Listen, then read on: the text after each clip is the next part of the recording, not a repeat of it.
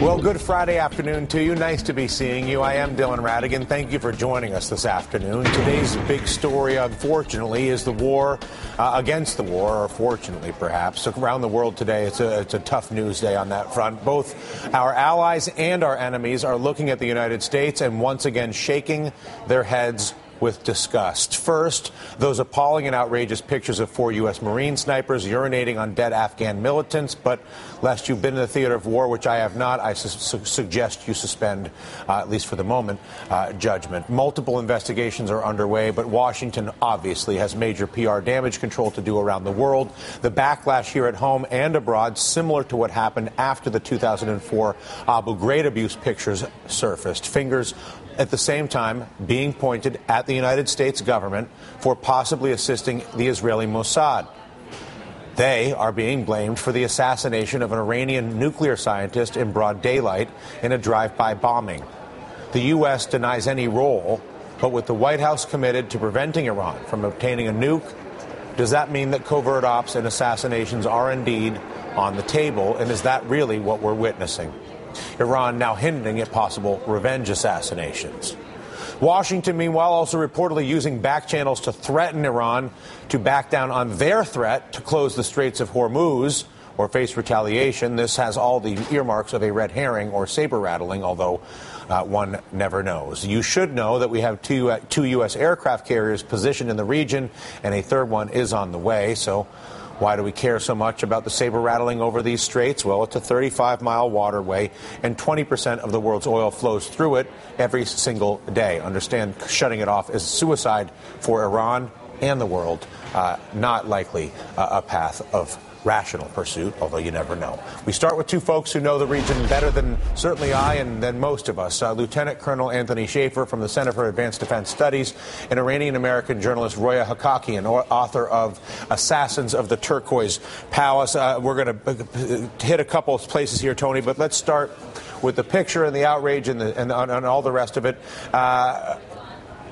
Is this sort of thing little more than an indication that we've been there too long? Is this what happens naturally or unnaturally? I don't know how to describe it, but basically, yes, when the duration gets this long and it gets this absurd, you end up with atrocities. Right. You always have bad actors. I'm not defending it. I'm very close to the Marines. But two things, Dylan. First, you never videotape something like that. That's just stupid right there. Beyond that, this is not Abu Ghraib. This is bad. They need to deal with it directly. But frankly, part of the problem over the fact we've been in 10 years now is that we've been allowing folks with criminal records. If you remember last year, there were Army specialists who were killing farmers in Afghanistan for sport. What we've done is diminished the standards. And what you see now is you have more kids with bad habits coming in. I think you're going to find that this was probably one of those cases where these kids should never have been in the military to begin with. Right, but that goes to the decision to use 0.5% of the American population and ask those people to re-enlist again and again. That's correct. And again. This is so I guess my question to you is how much of the American policy of relying on 0.5% of the population for the war, re-enlisting these people, opening up the enlistment view as a function of a policy? It's easy to sit here and point fingers at some guy who did something that is horrible. It doesn't help solve the problem, though.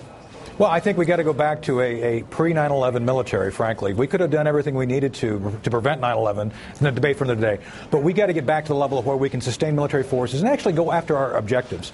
Right now, we are an expeditionary military. I agree with Jim DeMint. We got to consider the fact, and you always talk about economics, we cannot afford a sustained overseas presence to the level we're at right now. We've got to take the pressure off the military. That's the best thing we can do forward. And speaking of pursuing missions, Roya, somebody was pursuing a mission in Iran recently with the assassination of a nuclear scientist. What is your perspective on the conjecture? I know that nobody really seems to know what happened, obviously, but what is your perspective on the conjecture about Israel, the U.S., whether Iran did it themselves? Those seem to be the three narratives. There's also a third narrative that I have recently come upon, which strikes me as being extremely interesting and intriguing and something we ought to consider, which is that it could be the work of the Iranian government itself in order to purge elements. Because, as you know, Iran at the moment is under a great deal of pressure, and there is a lot of fracturing inside the regime, fractures that need to be sorted out, and this would be one way.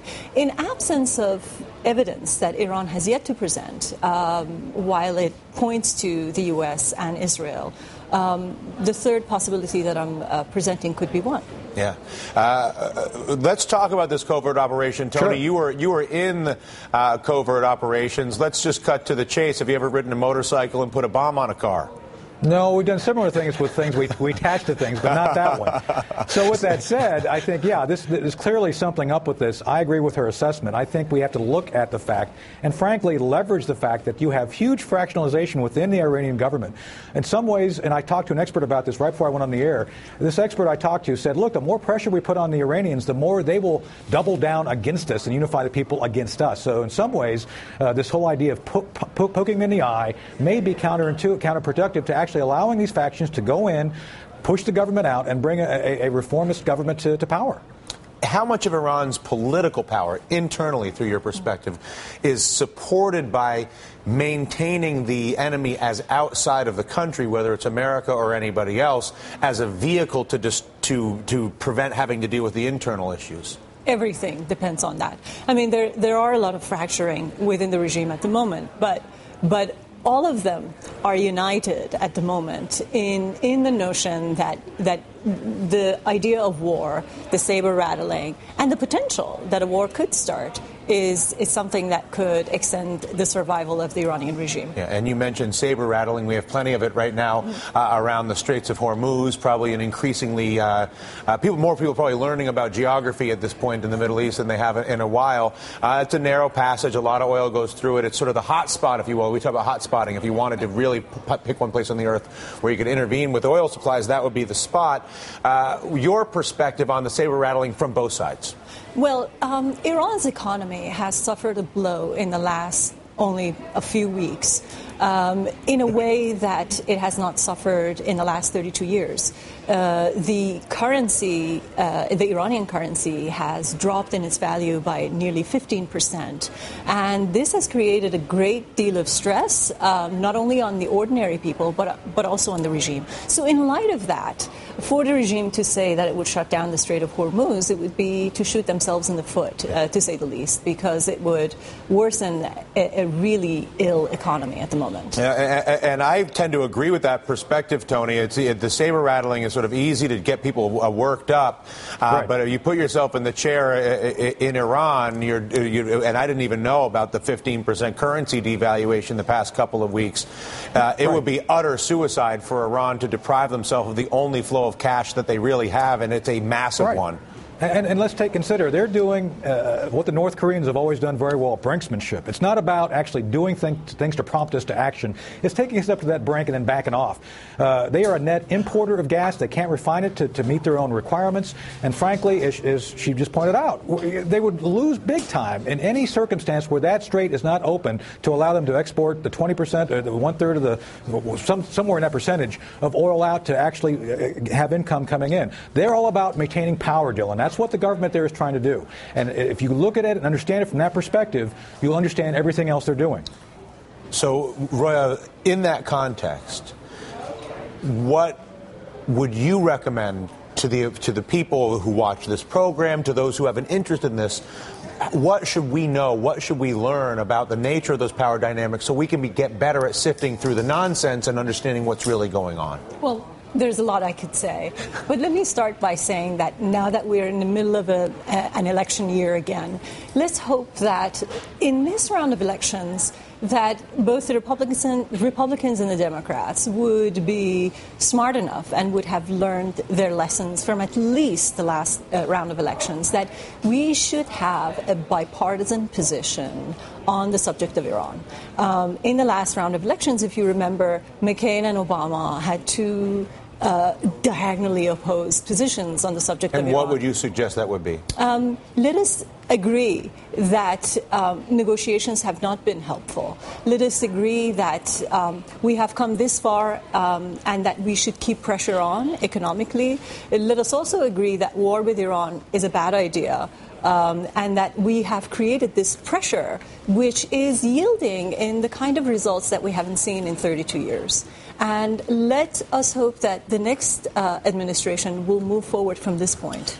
I have got to wrap this, but in the context of the currency devaluation, I do wonder whether the stick is obvious in terms of the punishment and deprivation and the sanctions. Is there an opportunity for the international community to provide a carrot to Iran right now while they're sweating the currency devaluation and say, listen, we will lift the sanctions, we will drive investment if you disarm now at a time when they're experiencing vastly more pain and as a result may have a greater incentive? Well, the carrot I would like for them to present, whether Iran would take it or not is up to question, is free all the political prisoners that you took in after the uprisings of 2009. Hold a free and open election in the next round of presidential elections. Those are demands, not a carrot. The carrot would be the opportunity to get investment and relief of sanctions if you complied with those things. Well, but right? Dylan, I think we haven't delivered enough sticks to Iran to live up to our demands. And Iran has set a lot of the demands thus far, and we have met them. So let's do the reverse and let us deliver a couple of more sticks before we offer them a carrot. Understood. Listen, Roya, thank you so much for your insight and your perspective. It is unique and very valuable to this conversation. Tony, the same thing goes for you. I thank both of you.